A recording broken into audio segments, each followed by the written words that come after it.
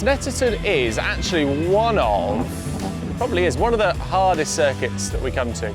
It's a proper driver's track. It's one of the longest tracks that we race at, nearly 2 minutes a lap. Quite a difference to somewhere like Knockhill where we just come from.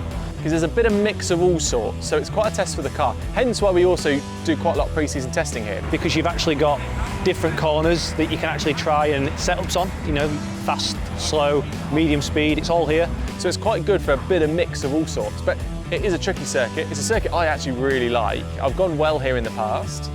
I'm excited, you know, I think the car's going to be in a great window, and I have no doubt that we're going to be right at the front again for this weekend. I'm positive. I think we've got to get up and get going. You know, I've got every hope that I can deliver a qualifying lap that puts me on the front couple of rows, and I truly hope and got to stay positive that I'm going to have the car that's going to keep me there throughout. So I don't think anyone really knows how we're going to perform until we get down to the nitty-gritty and until we get into qualifying as to who's maximised and who's made the best at the best of the conditions. Just have a similar weekend to what I had at Knockhill. You look back at what we've been doing and how things have been tough and they haven't changed in a long time, and you could easily come here and go, this is going to be another tough weekend, but I refuse to believe that it has to be that way. I've got a team who's very much behind me, wants the success, I want the success. We're going to be all right. There's plenty of the season still to go, and ultimately there's a handful of points between us. When I'm 4 or 5 back, Ash is 1 point or 2 points behind me, so it's all very, very close. But in that regard, I'm not too fussed about the position, more the points.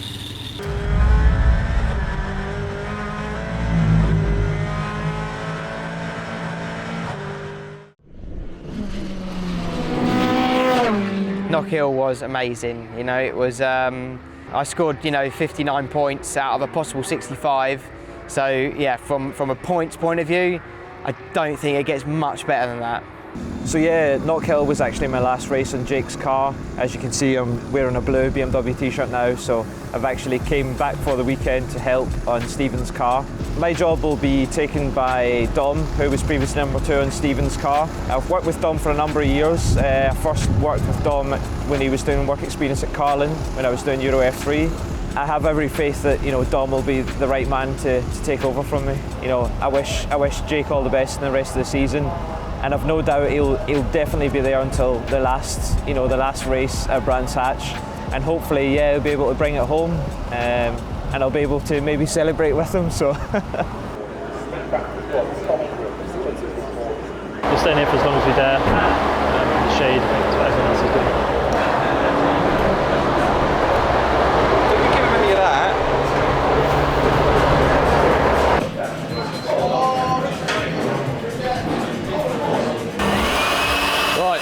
Good luck. Right, let's go. Quick.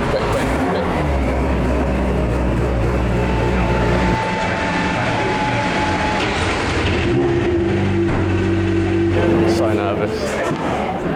What I'm nervous about, first event as a number 1, that sort of thing. But no, I'm more just want to keep it on pole, carry on from Knockhill. Got a point to prove, innit, Grumps? Absolutely. Dan Rowbottom has lost a lap time for track limits. We'll start the list in a moment. As up towards the line comes Ingram, goes through now, and as he goes over the line, that puts him quickest, a 1:56.1, 55 thousandths quicker. Tom Ingram goes on to pole. Jake Hill, on his first flying lap, has just gone quickest. Jake Hill, 1:55.870. There he is. So Jake Hill has gone fastest by 10 from Colin Turkington. So the WSR BMWs are 1, 2 and 3. We're currently P4, so it's Hill, Turkington, Jelly, and you. So it's 3 tenths now. He just keeps going, doesn't he? Yeah. He's got no fear. Here comes Camish to back up to the line. Will he set a lap time that will improve this time? It hasn't been particularly good in the sectors. Neither of them were faster than his previous one, and he doesn't improve. Ting is currently 4th, so the best of the front-wheel drive drivers, and this is on board as he heads into Coram. Over the timing line, stays 4th. Yeah, doesn't improve. Let's box this lap, mate. We're not going to do it. Box this lap. I'm surprised that people are not going quicker in the second half, because Tam's just going to be so hot. But Jake Hill, with the road to himself, quicker than anybody in the first sector. Remember, he has got 4.5 seconds of hybrid usage per lap, and he's not yet used any of it. Now, don't forget, Jake Hill and Colin Turkington, 2 pole positions each this year, so this is the kind of shootout between the two. Camish has gone 8th, coming into Coram. He has got the Cooper there of Will Powell to get past, which he negotiates. Runs wide, gets sideways, catches it, but that won't have helped the lap at all. No, that would have messed up this lap and the start of the next lap. That's really unfortunate for Jake. Remember the last time we saw him, he had traffic in exactly the same place. 55.8, Colin Turkington again on pole. What are the symptoms then? The trouble is, I had a high oil temperature all the way through. I can't cancel the alarm. So I've got flashing lights on the dash for high oil temperature, 137. But I can't cancel the alarm, so it's on all the time. I think it's messing. P8, he's a little bit disappointed, he got held up on one of his fast laps by Gelly going slow on mine, so it is what it is. You know, ultimately my championship challenge ended a while ago. You know, I think it ended months ago, not even quite recently at the end of the day, and I came to terms with that a long time ago. Obviously the team know I need some help, and they're doing everything they can. And when the breakthrough comes, I know it's going to come. We can have some success towards the end of this championship and get some good results. And I think that's important for next year to start strong, because I want to go for this championship next year. I've got no full belief that I can, and there's no reason I can't. I mean, I've been in this championship now. 2014 was my first year, so I've come perilously close on a couple of occasions to winning it. I mean, I've been racing since I was about 5 years old, and actually the BTCC was what got me kind of interested in motorsport in the first place. So I've devoted my life to it. For Laura and I, this is our life. This is what we do. We go touring car racing. You know, I've loved this championship, and I continue to love the championship. The only piece that's missing so far is to win it.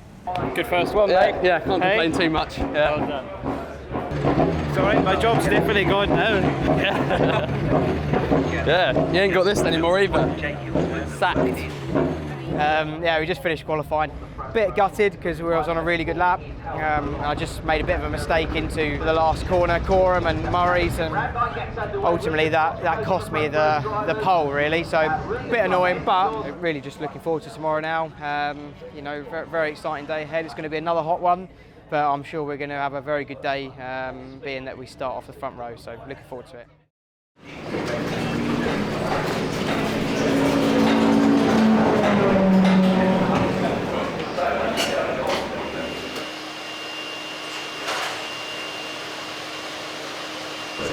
Must be running 5 minutes late.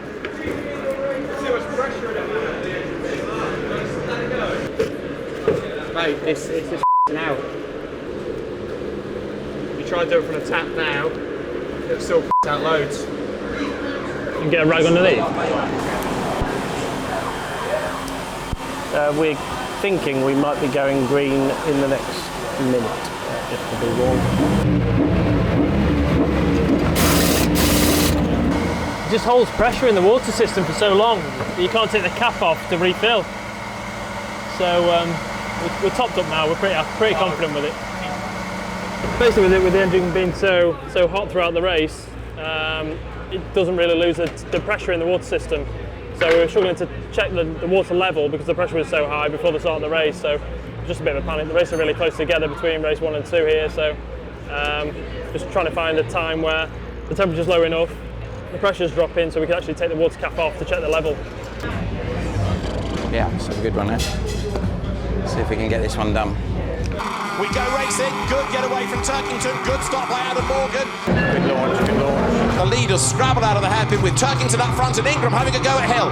Yeah, almost a mirror image of the first start, but this time Hill's got a better run up the inside. Camish is down. Where is Camish? 21st. Boys, we might have Dan coming in. Colin Turkington stands his ground on the outside, but it's the longer line, it's the slower line, and the next corner will go Jake Hill's way as well. But look, Turkington's going to drive off the corner. But who's going to come out in front? I think it's going to be Turkington finally. Although Hill breaks very late, and round the outside comes Ingram. Can he slot in? Around the outside here. Yes, he can half, but Hill does a great job. Ingram's staying with us a bit at the moment. But he'll be all right. He'll drop him in a minute. And there are the leaders then, heading up towards the timing line. Colin Turkington leads from Jake Hill. Ingram is now dropping back a little bit, but he's still clear of Morgan in fourth. Up towards the hairpin and Wilson, you're riding on board with Ash Sutton. There's the gap, there's the dive, there's the move. Job done. In fact, on that last lap, Hill set his personal. Stationary car on the track at Shedden, we're just trying to find out the corner number. Exit at turn 10 to 11, car on driver's right. And the safety car is called for because that needs removing. It can't sit there for the remainder of the race. Yeah, safety car in at the end of this lap. We go green again now, then as they break the beam, racing once more, 14. Come on, Jay! Come on, Jay! Can Jake Hill make a move there? The answer is no. In Ingram's case, it's the third versus Adam Morgan. Now, the race-leading BMW is a nose to tail. We're on board here with Tom Ingram, who is banking points again in third place. He's just not got the pace to stay with those BMs. Has he bear in mind that they were all bunched up behind the safety car? Look at how the two leading cars are pulled away. Last lap then, mate. This is the last lap. And in fairness to Tom Ingram, he has also done a good percentage game here. He's talking early on about a pointsy day. Well, another podium, another third place. Okay, he's not scoring as well as Turkington, but he's scoring. Colin Turkington turns through Coram, down towards the last left-hander on the lap. And again, avoids all the curve, avoids any drama. It's smooth, it's controlled, and it is a race win. The 63rd of his career. Colin Turkington victorious at Snetterton. Jake Hill takes second place, and third it is going to be Tom Ingram. Great job, mate, well done. Like a win, that is. My race was ended on lap 1 at turn 2. You know, I give people a bit of margin for error in lap 1. Make sure you brake a bit early. You know, there's no point in causing damage there, and I just get roofed in the back, knocked in the side of Ash, damage, game over. Go back to somewhere near last, finish 18th. But that's my day done now.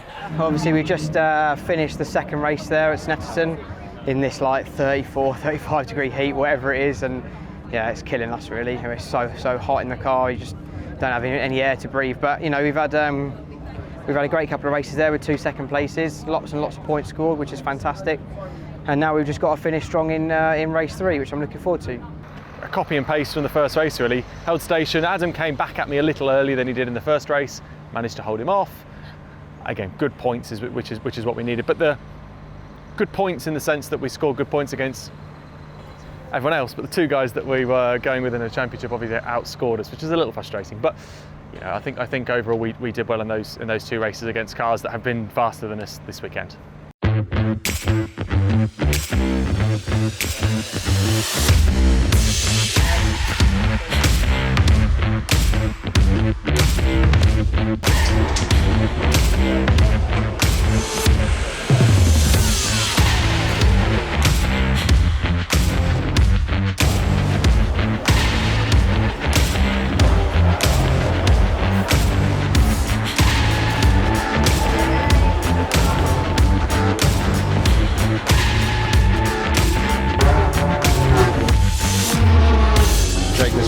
So we can race from the start because we're not starting at the front, and it's too difficult not to when you're in the middle of the pack. So we can race from the start off the line this time around, mate. Round 21 of the Quick Fit British Touring Car Championship then is set to get underway. Lights go red, lights out quickly, good getaway by Sutton, good start also by Plato, and of course by Stephen Jelly in the BMW from the 3rd row. Sutton has a good advantage, but not for long because Rowbottom goes round the outside and takes the race lead, diving into riches. He's got away, oh, he's run wide now, he's run wide at the end of the corner. Sutton's got the overlap coming up to Hamilton's. Will he be able to stay in front? Yes, he can. Do with a nice boring win. Yeah. Massive point. This is on board with Tom Ingram, who's chasing very hard, going through behind Collard, a much quicker run through Riches. Has he timed it right to get up the inside? No. Steady where you go, yeah? Yes, as they come once more. And Adam Morgan on the back of Jake Hill. Colin Turkington next up. So number 500 BMW, there's contact there. Butcher gets into Jelly, knocks him sideways. Jelly spins. And now is everybody going to be able to avoid him as the dust settles? He's on the lip of the road, but that was a bit brutal. Rowbottom's defending the inside. They're side by side. Collard's now got the inside for the right-hander. Through comes Ingram on Rowbottom. They're going to be very close as they get to the bomb hole. Is Ingram going to get through? He does. Well driven Dan Rowbottom to give him a little bit of room. Now Jake Hill shaking off Butcher, now having a go at Rowbottom for 5th place. So the Honda is under attack again. Yes, Collard is using hybrid this lap. You have 2 remaining.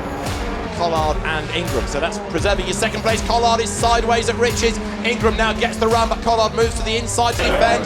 Hill has an overlap this time on Rowbottom. Is it enough to outbreak him? Yes, it is. Rowbottom tries to fight back. Look, coming out of Agostini up the inside there. He's on the outside for the next corner. He's got to get the switch back if he can, and he can't quite do it. Hill's back ahead of him. Last race of the day, nothing to lose in terms of damage. He's back up the inside.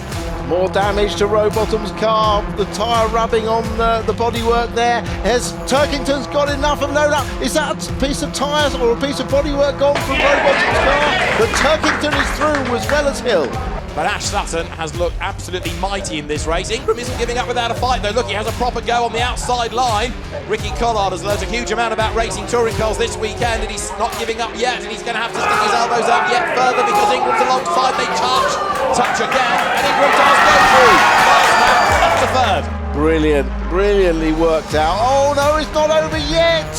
I told you he was going to fight him, and this is the risk that you run because, you know, that could have cost Ingram big time, couldn't it? A 26th career win for Ash Sutton. He takes the checkered flag, victorious at Snetterton in race 3. Ash Sutton wins. Jason Plato's second, his best result of the season, and a very popular result. Ricky Collard takes third ahead of Tom Ingram. Jake Hill is going to be fifth. Colin Turkington 6th. Rory Butcher 7th. He had to fight for that, didn't he? Well done. Take that, well done.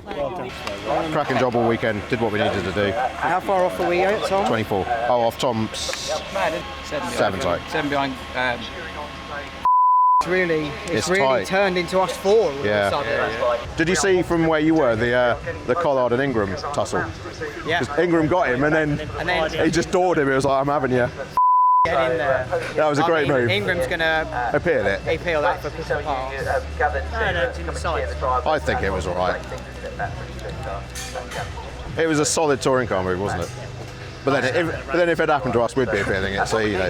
Last lap of the race, just don't give him the gap. It's worth having a look on his own board just to see what. Just want to have a look?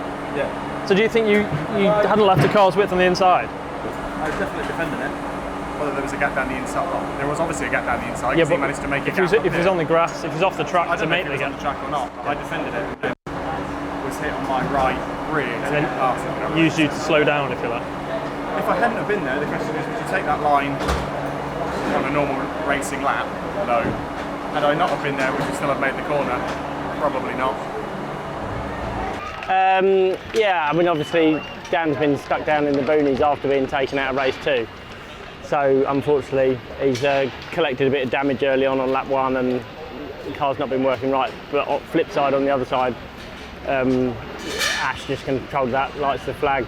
Fantastic way to finish what's been quite a tough weekend, to be honest. So yeah, it was quite a fitting reward for the boys that worked so hard. That's a clap and a wrap at Snetterton. End of Snetterton weekend. I was going to say Snetterton race 3, but it's end of the whole day. Everyone's packing up, as you can see. But yeah, great to see Ash get the win, because that obviously BMW's have a great weekend, but it keeps Ash close, which is what we need. I just need to be up there so I can support him, because you know I think he's going to need my help if he's going to get this over the line, and obviously we all want that. So all we can do is move forward, keep my chin up, and then we'll look ahead to the future, because this year has been too much of that. Maybe it's the change of the formula. Maybe the heat got to a few people today. I don't know. I mean, it's been stiflingly hot. Hopefully we get to Brixton and it'll be a bit cooler. Cheers.